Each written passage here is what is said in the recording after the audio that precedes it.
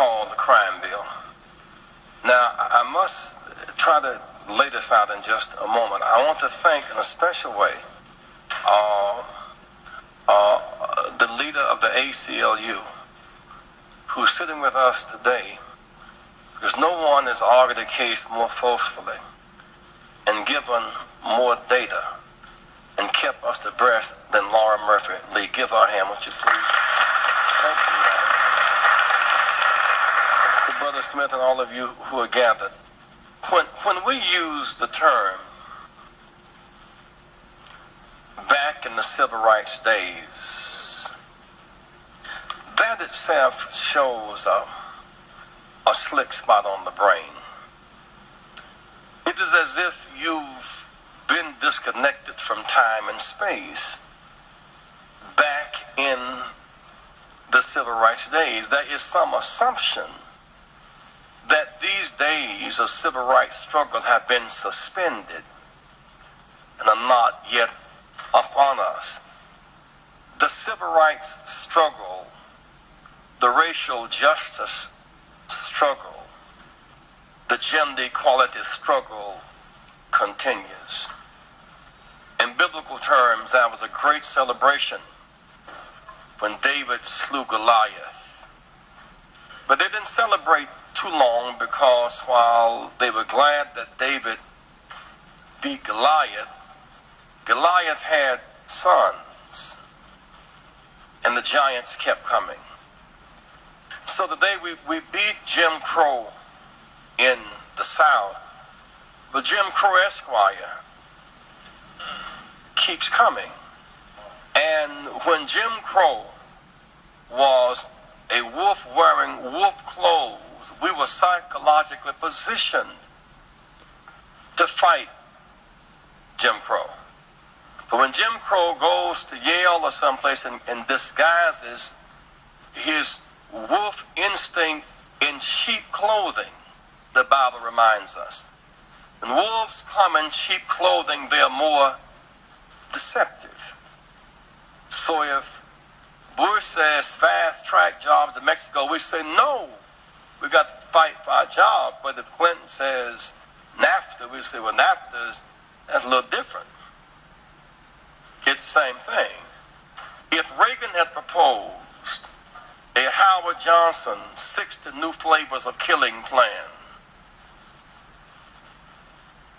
if Reagan had proposed $10 billion in new prison construction, while school systems in D.C. closed because of lack of capital improvement, and others should be closed for the same reason, there have been massive demonstrations. Reagan could not have put through this crime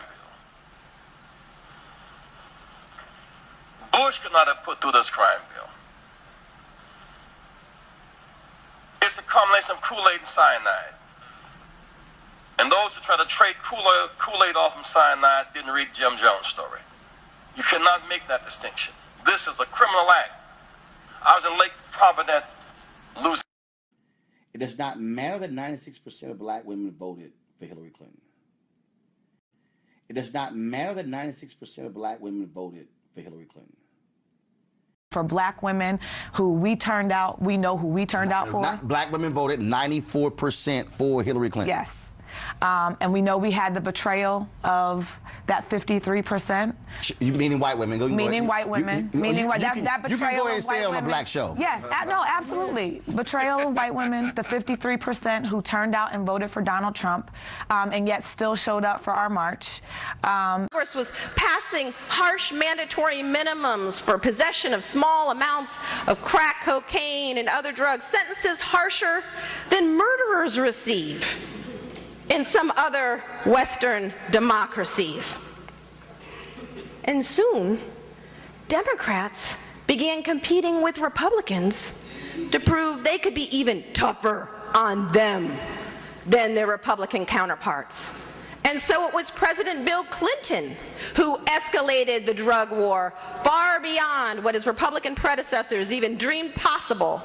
And it was President Clinton that championed laws denying federal financial aid to drug offenders for college. It was President Clinton who championed laws banning people with criminal convictions from access to public housing so that people wouldn't have housing upon release from prison. It was the Clinton administration that championed laws denying even food stamps under federal law to people who were once caught with drugs. To a large extent, the basic architecture of this new caste system was championed by a Democratic administration desperate to win back the so-called white swing voters, the folks who had defected from the Democratic Party in the wake of the civil rights movement. Still, in my experience, many people who are familiar with this history defend the drug war and mass incarceration nonetheless. They say, but what about all those drug kingpins, and what about the violence in our communities? Don't we need this war to deal with them? And it is true. We need an aggressive approach to dealing with the violence that plagues our communities. But let's be clear, this drug war has never been aimed at rooting out the drug kingpins or the most violent offenders. Never has. Control and Law Enforcement Act. We keep going. With respect to the crime bill, I think as more Americans focus on the fact that this bill would have put more police on the street, would have locked up violent offenders so they never could get out again, would have given more prison construction money available to the states and as well as the federal government, but also would have dealt with prevention, giving young people something to say yes to. It's a very well thought out crime bill that is both smart and tough. I think Americans are going to say, why these political games? Why are we once again letting certain special interests call the shots in Washington? And we will eventually get a good crime bill like the president has proposed. It'll just take a little longer than it should have. Of color had never heard of Bernie Sanders. I had never heard of Bernie Sanders before the presidential election campaign. And, you know, the reality is that the Clintons are very well known to black folks in particular.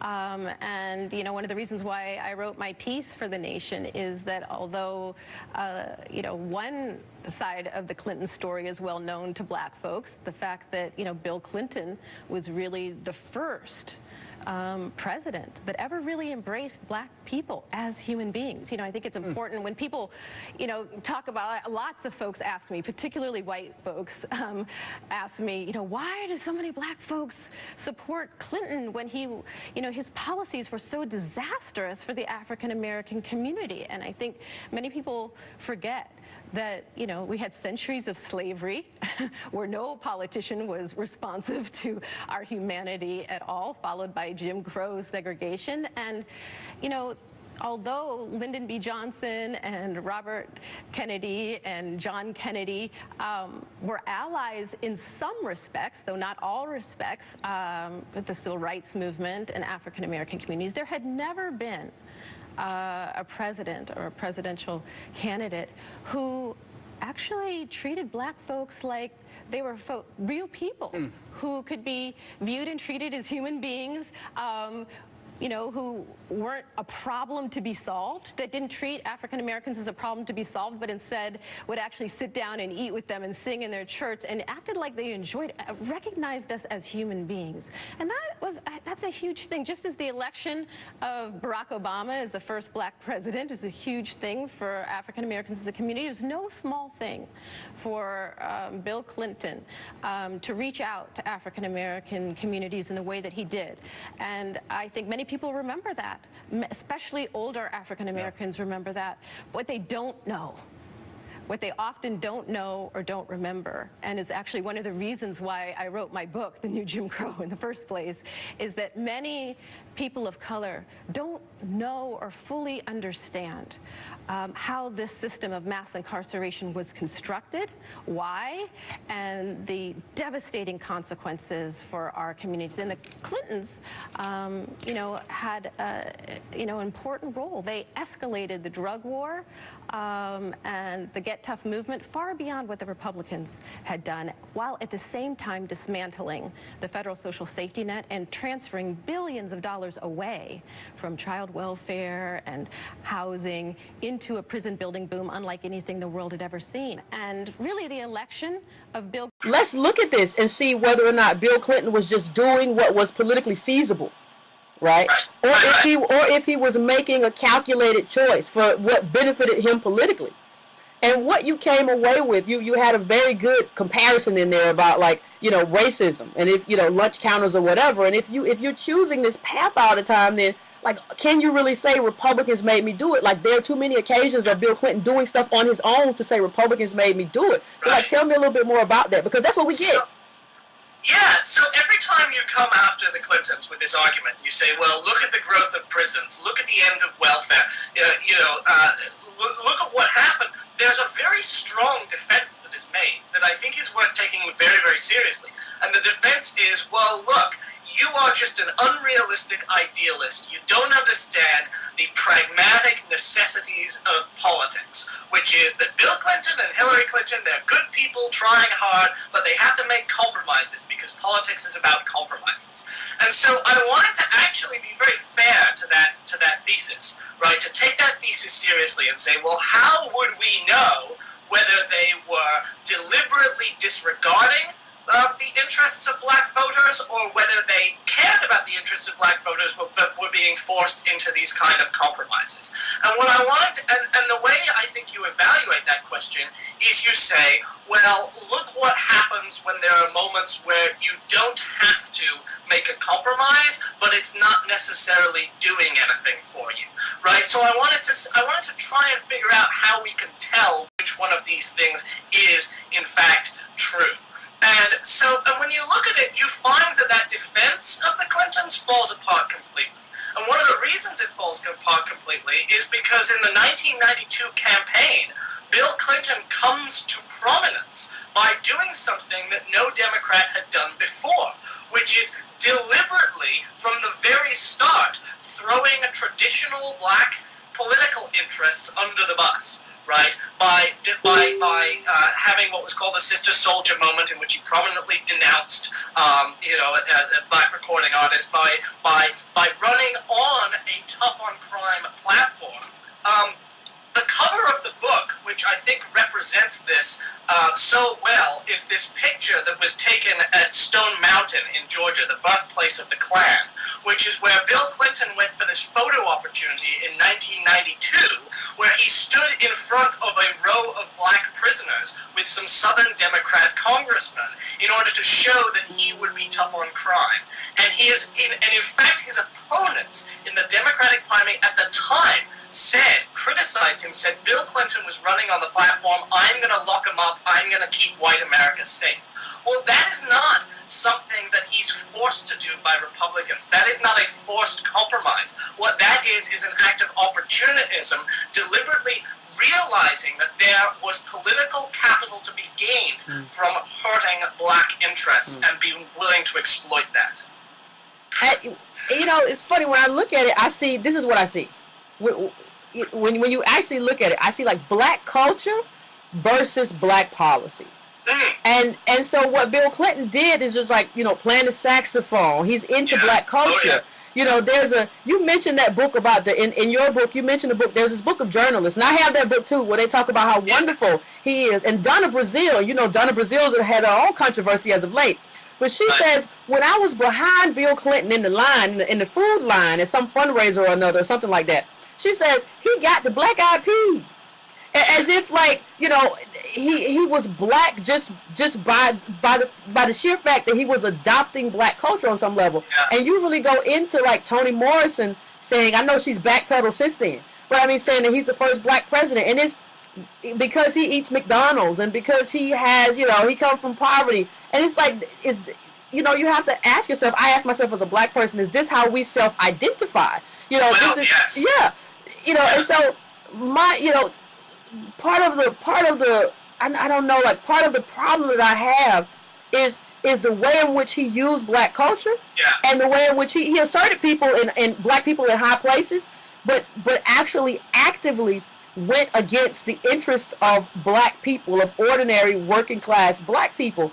And one of the things that I want to ask you, like, there were a lot of things in the book that I didn't know, right? In terms of like prisoners not being able to sue necessarily, you know, and over certain things. And Prison Litigation Reform Act, which took yes, away a lot of their previous rights. And losing their right to you know, to education. So like what I want to ask you, like when you were doing your research, what did you come across that surprised you the most, or did you know most of what was in there? Well, first, just to go back quickly to that point about culture versus politics, because I think that's really interesting. That book, Dwayne Wickham's Bill Clinton and Black America, is a series of interviews with black elites, with people who were journalists, who were prominent clergy members, who were community leaders, who all love Bill Clinton. The book is very positive about Bill Clinton, and it's all about, you know, Bill Clinton seemed to know how to talk. He knew how to get along with people. And I think that there was a very deliberate strategy on Bill Clinton's part. There's a class element to it, too, where Bill Clinton realized that if he placated certain members of the black elite through patronizing cultural institutions, then he would have a lot of political capital that he could use to disregard the interests of the large bulk of the black working class. And so there's this class thing where people in the upper middle class were happy because they got invited to the White House, and Bill Clinton deliberately cultivated this at the same time as he put more people in prison than any other president before him. As you say, things that were surprising. I mean, there are a lot of little things I think that are surprising. One of there are things all throughout. I didn't realize that he gave a speech. He went to a black church during his presidency, and he gave a speech about how disappointed Martin Luther King would be if he were alive today. And he sort of takes on the voice of Martin Luther King and condemns absent black fathers. And now this is something that I think is just like, you know, even Bill Cosby got a lot of criticism for his pound cake speech for doing. Bill Clinton went way beyond that in this Martin Luther King speech, and didn't receive much flack for it. Right, even though it's a truly racist and horrible speech, when you look at the remarks he actually made, they're horrendous. Yeah. You know, when he said things like when he said to Ted Kennedy about Barack Obama, he said a few years ago, this guy would have been carrying our bags. You know, there are things that are just at a level of extreme that I think are totally unappreciated. Which is the degree of his callousness and the sheer degree of his willingness to be manipulative and to hurt people. So some of the extent of what happened in Haiti and Rwanda, I didn't realize until I did, and also the extent to which Bill Clinton was being dishonest about how much he knew about the Rwanda genocide. You know, when you go back into the press accounts of the time, he says he didn't understand the full extent of it. There are newspaper editorials every day in 1994 saying, Bill Clinton, you don't care about black lives. And he tries to cover that up retrospectively. And when you go back and you see the extent of the opposition that existed at the time, the things that Jesse Jackson was saying about criminal justice policy, those things make the defenses he now makes, they make it the more difficult to maintain, because this constant effort to rewrite history to say, well, it may look bad from where you stand now, but back then it made sense. Yeah. What I want people to understand is it didn't make sense even back then. People were calling him out even back then. Yeah, this whole narrative that hindsight is 2020. Yeah. And I just want to, you know, I just want to drill down on something else that you said about, you know, Stone Mountain and him going to Stone Mountain. He wasn't there alone. Like, there was this whole plan. The thing that we don't tend to understand is that there was a whole plan by these, you know, so-called centrist Democrats, including Southern Democrats, to kind of peel off white votes by kind of abandoning the base of which was black people. Black people were based on the Democratic Party. We're gonna appeal to white voters by distancing ourselves and showing that we can be tough on black crime. And I just want to read one thing in your book about Stone Mountain. You know, it said, you know, I mean, which is I kind of it's kind of amazing to me. In terms of, you talk about the DLC, and you talk about the Stone Mountain Correctional Institute, And, you know, if you say for a clutch of white politicians to pose in front of black inmates would be mildly nauseating in the most innocuous of locales. That Clinton did it with a pair of open bigots at the entrance to the Confederate Rushmore should violently churn the stomach. Okay? These are people like even at, like you point out later, even at the governor's mansion when he was governor of Arkansas, there were black people, black prisoners who came there to work for free. Yeah. And so here you are again, just this photograph, which I tried to find the photograph earlier and couldn't find it. I couldn't find the photograph at first. You have him in front of these inmates basically showing, I'm going to be tough on black people. I'm going to be tougher than Republicans on black people. So, I mean, fails to tell the truth about our political system and its true winners and losers. The spectacle of large majorities of black folks supporting Hillary Clinton in the primary races ought to be proof enough. She said, I can't believe Hillary would be coasting into the primaries with her current margin of black support if most people knew how much damage the Clintons have done, the millions of families that were destroyed the last time they were in the White House, thanks to their boastful embrace of the mass incarceration machine and their total capitulation to the right-wing narrative on race, crime, welfare, and taxes. Governor Cunyon. Life sentence for most people, especially black men, because once you go to prison, you are pretty much wiped out from society. You have a very difficult time of getting back into the job market. It's very difficult to get an education. There are a lot of places you can't live, a lot of things you can't do. So basically you have been destroyed socially as a result of having been caught up in this system. Now, this has a spillover effect on the black community that's been huge. It's absolutely destroyed the sociological ecosystem of the black community. It's broken down the black family unlike anything you can ever imagine. When you're incarcerating so many parents, you cannot expect the children to grow up normal. The war on drugs, I talked to Michelle Alexander, the author of The New Jim Crow recently. We text back and forth periodically, and one of the things that Michelle and I agreed upon, she wrote an article about it as well, is that there should actually, if you want to talk about a reparations conversation, which I think the conversation should never go away, there should be reparations not just for slavery and for Jim Crow, but also for the war on drugs, which was a deliberate war on black people. You saw things like I know a guy who dealt some cocaine, but it was a first-time nonviolent offense. He didn't kill anybody. He didn't have any murders on his record anyway. And they took him down on a conspiracy charge. They incarcerated him. They gave him 15 life sentences. They incarcerated his mother, his sister, and his brother. His name was Mario Lloyd. He was out of Chicago. And the interesting thing is that his children suffered the consequences of the fact that they didn't have parents anymore. Now, it doesn't mean that what they did was okay. I mean, you know, it's not okay to sell drugs. We know that. But it also begs the question of whether or not the punishment fits the crime. That's the issue. The issue is not whether or not people that go to prison have broken the law. The fact is, a lot of people break the law. George W. Bush broke the law many, many times. He used cocaine. He was an alcoholic and got into drunk driving accidents. He did do a lot of things that were illegal over the course of his life, but he never did the kind of prison time he would have done as a black man. That's why I wrote my book, What If George Bush Were a Black Man?, to really highlight the hypocrisy that exists in our society, where you have a small margin of error for black men, where we make one tiny mistake at an early age. You break the law at the age of 17, somebody wants to lock you up and throw away the key. But with the little white kid, when he goes into the court of law, the judge is more sympathetic. They say, well, you know, he did something wrong and he should be punished, but he's got his whole future ahead of him, and as long as he serves his sentence, he can go on about his life and he's going to be okay.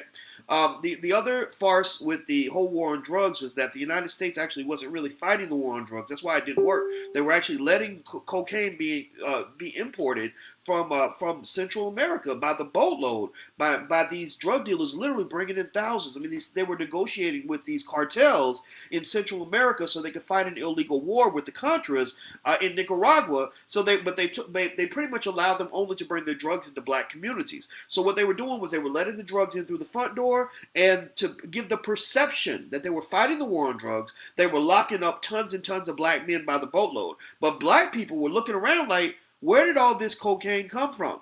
Where did this crack epidemic come from? We don't make crack in our neighborhood. Somebody's bringing this in here. We don't make AK-47s in our neighborhood. Somebody's bringing these in here. Well, people were making money by commodifying the black family and commodifying the black male and commodifying the black community. That's what they were doing. They were getting rich off of us by basically running our men through the mill like KFC chicken. So now you built this bloated, massive prison industrial complex. It only worsened, and this is where I get to the first black president, Bill Clinton. He wasn't no damn first black president.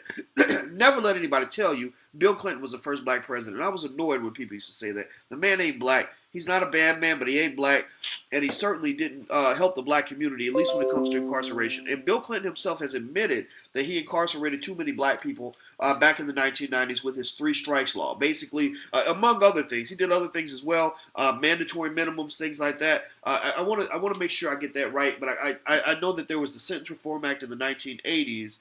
And I think that might have established the mandatory minimums. But I know that Bill Clinton pushed forward with the 3 strikes law and did some other things that led to massive amounts of incarceration. And so here's the thing. So now that Hillary's coming back to the black community, begging for votes, she's going to be in your church tap dancing and eating fried chicken and telling you how much she loves you and how much she loves Anita Baker and Patti LaBelle and all this, so that you will become, once again embrace her and vote for her. That's what they do with black people. They don't respond to us as an intelligent voting bloc. They respond to us as an emotional voting bloc. That if you get black people to like you emotionally, they'll come out and support you. Also, you have to scare black people. You scare them by telling them that the Republicans are so racist that the Republicans are going to put you back in chains. They're going to destroy you. So you got to vote for Democrats because we'll protect you. That's a form of bullying, almost like a mob boss. A mob boss does that too. He says, look, pay me for protection, or when these other people get a hold of you, you're done. Or good cop, bad cop. You better give me what I want, because if this guy gets a hold of you, you're going to be done. And I think that you have to be thoughtful about sort of falling for these sorts of tactics, because they're used repeatedly and they're absolutely ignorant. But they work. They work on a lot of people, and that's why they keep doing it. Another thing, in order to kind of win votes. Yeah, so this is I think one of the most disturbing, but it's very illustrative, right? Because it's a good case study of how Bill Clinton works. Ricky Ray Rector is a young man in Arkansas who commits a horrific crime. He murders one person, then he murders a police officer, but then he tries to commit suicide. And in the course of trying to commit suicide, he shoots out a huge part of his brain and essentially lobotomizes himself. Essentially turns himself into a mental child. He's got the age of a 5 to 7 year old. And so there's this, and Ricky Ray Rector is scheduled for execution at the same time as Bill Clinton is running in the New Hampshire primary. Now, Bill Clinton is the governor of Arkansas at this point, and there is a huge amount of pressure brought on Bill Clinton not to execute this man because he's essentially a child. And a lot of civil rights groups are looking at Bill Clinton to see what he's going to do, because to execute someone who is essentially a child is seen as just so barbaric, something just so far beyond what any Democrat should be willing to perpetrate. I mean, the point is made by some commentators. If a Republican did this, Democrats would hound them to the ends of the earth over it, because you don't. One of the things is, we're queasy about the death penalty generally, but the idea of executing people with the most severe mental disabilities is just morally horrendous. Well, Bill Clinton, not only does he go through with it, and not only does he oversee the execution, but he flies back to Arkansas from the campaign trail so that he can be seen in Arkansas by the press when he's doing it, because he realizes that it's an opportunity to see him tough on crime, to distinguish himself from other Democrats as, well, I am...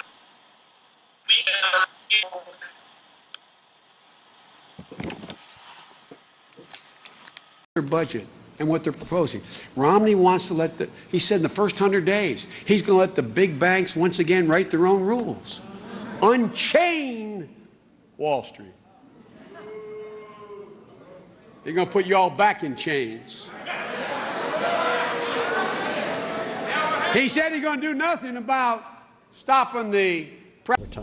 Bobby Rush, member of Congress, said the other day, I'm ashamed that I voted for the 94 crime bill. You ashamed of that bill? Not at all. And in fact, I drafted the bill, as you remember. I know that. And by the way, we talk about this mostly in terms of Black Lives Matter. Black lives really do matter. But the problem is institutional racism in America. That's the overarching problem that still exists. and we should be talking about it. And you look at it, the legacy of racism in housing and jobs and so on. So, but having said that, if you take a look at the crime bill, of the money in the crime bill, the vast majority went to reducing sentences, diverting people from going to jail for drug offenses into what I came up with, the drug courts, providing for boot camps instead of sending people to prison so you didn't relearn whatever the bad thing that, you know, got you there in the first place. Put 100,000 cops in the street. When community policing was working, neighborhoods were not only safer, but they were more harmonious. And when the reason why the cops originally opposed my 100,000 cops for this community policing piece is because it's high intensive and it means they got to get out of their cars. So they literally got out of their cars and learned who owned the local drugstore, the local neighborhood bar, whatever. And they were engaged in the neighborhood, which built confidence so that the woman, the African-American woman living in a corner alone where the drug deal's going down in front of her house knows she literally used to have your phone number as a cop. She'd call you and say, John. Chairman, let me start out with this. I am ashamed of my vote. I sincerely apologize to my God, I apologize to my community, to my family. That was the worst vote, as I look back over the years, that I've taken since I've been in the Congress.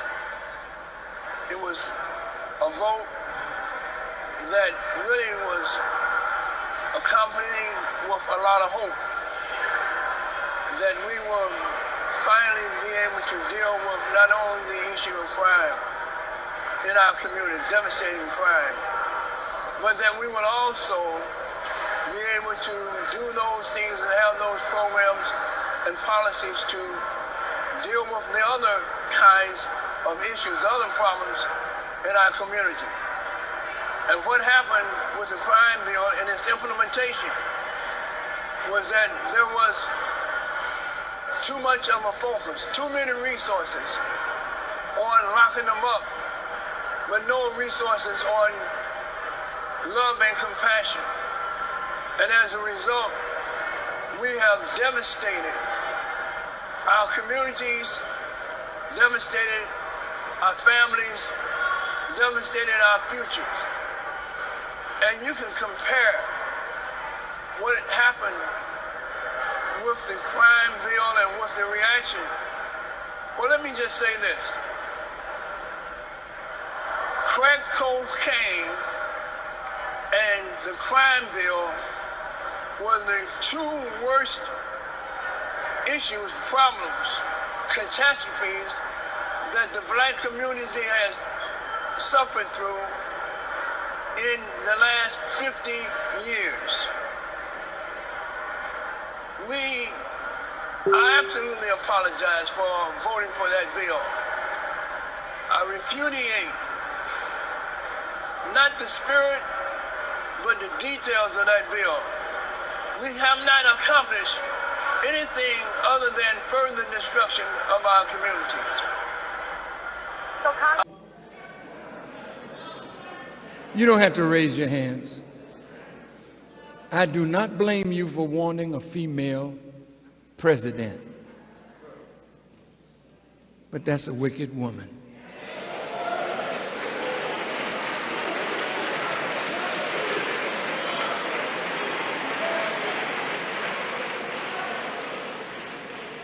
Now listen, you can vote for her, but vote for her with knowledge.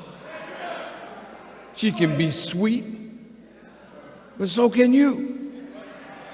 And you know when you're sweet but playing a game. All of a sudden she know about Trayvon Martin. All of a sudden. The boy been dead nearly 2 years. Now she's talking about him like she met the mother and these white people, this is Satan. and you fall for that crap. Most of you that went to jail for having a little blunt in your pocket, they arranged that, the Clintons. Mass incarceration came about under the Clintons. Don't forget that. They call my young gangbangers super predators.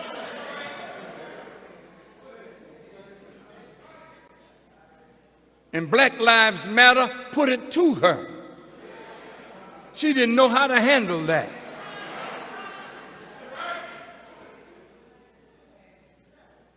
Call you a super predator that has no conscience, no sensitivity, like you a dog, you an animal.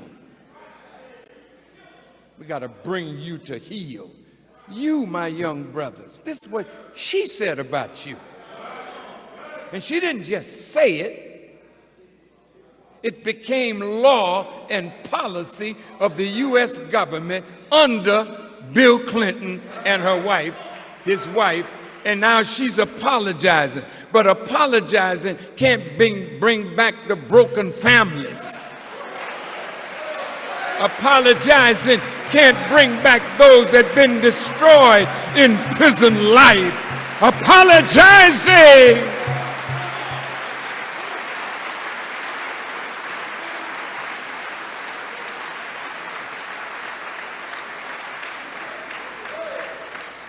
She, in her person, orchestrated the destruction of Libya and the killing of Muammar Gaddafi. The fourth challenge is to take back our streets from crime, gangs, and drugs.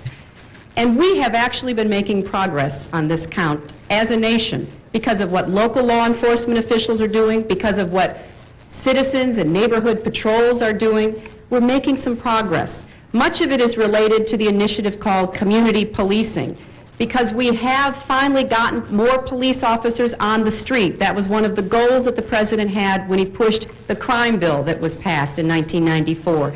He promised 100,000 police. We're moving in that direction, but we can see it already makes a difference, because if we have more police interacting with people, having them on the streets, we can prevent crimes. We can prevent petty crimes from turning into something worse.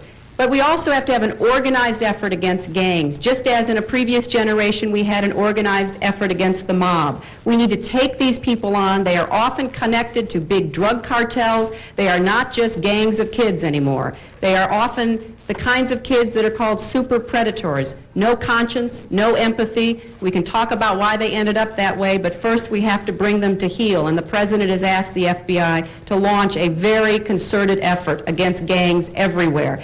In addition to that,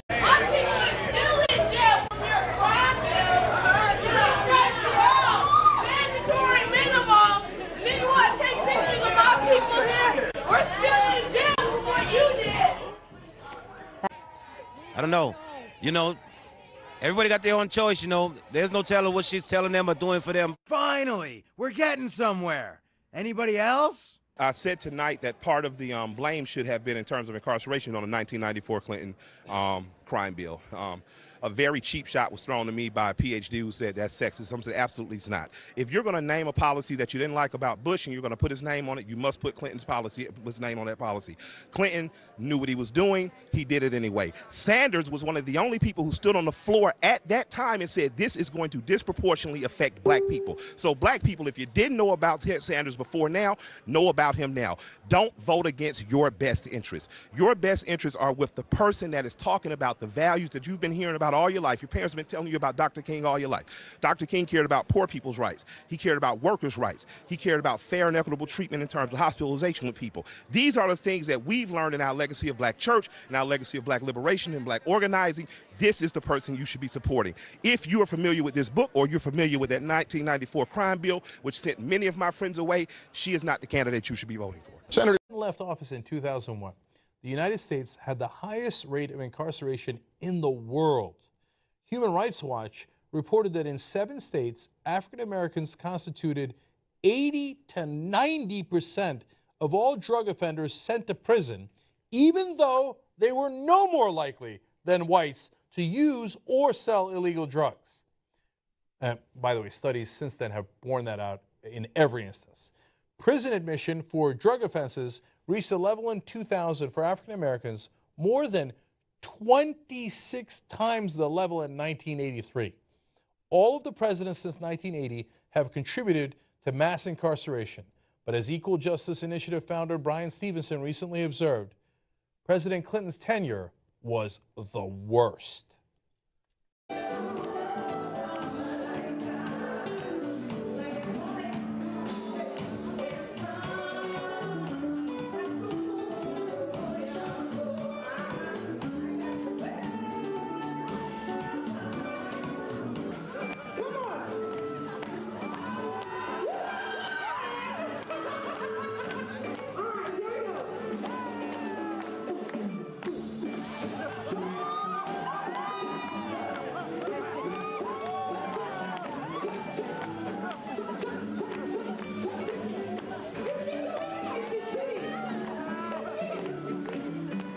Connection.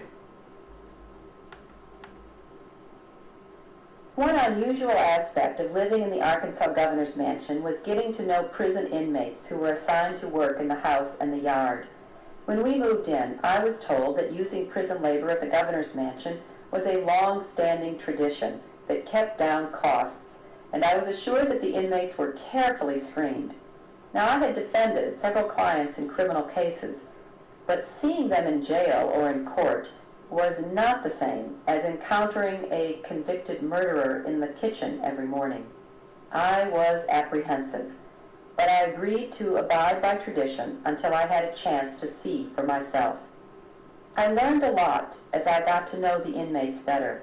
We enforced the rules strictly and sent back to prison any inmate who broke one.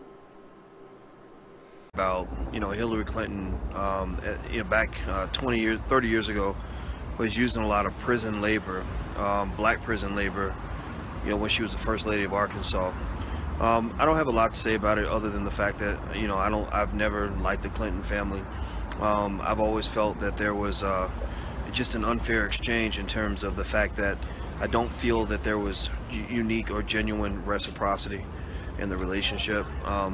I think that for black people, we're kind of in an era where we're starting to find ourselves, and I think that when you start finding yourself, white supremacists get uncomfortable because they're used to the pimp game. They're used to basically controlling your behavior and benefiting from you without necessarily showing fair reciprocity. So, I'm not surprised that Hillary used prison labor. I think that, seeing Hillary kind of as the mistress on the plantation, is kind of accurate. I think she reminds me of those white folks that that claim that they're your friend, but really they're not. And they claim that they're your friend, or they believe, in fact, in their mind, they believe that they're your friend because they're treating you better than the abuser was treating you. So it's almost like a woman who has a boyfriend who says, well, yeah, I ignore you and I cheat on you, but the other guy, he used to beat you, so I'm protecting you from the other person. So in a way, it's like the good pimp versus the bad pimp, but at the end of the day, they're all pimps.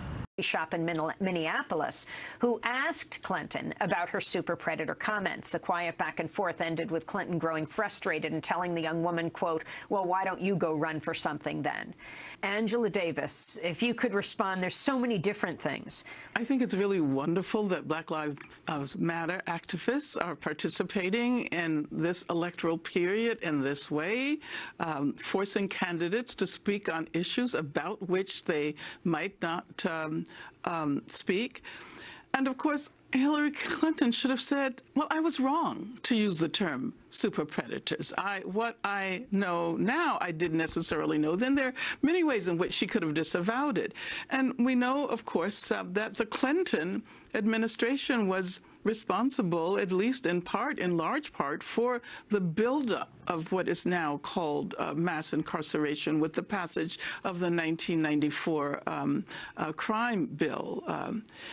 it seems to me that if she's interested in the votes of not only African Americans and people of color, but of all people who are progressive and attempting to speak out against the racism of over-incarceration, she would simply say, I was wrong then.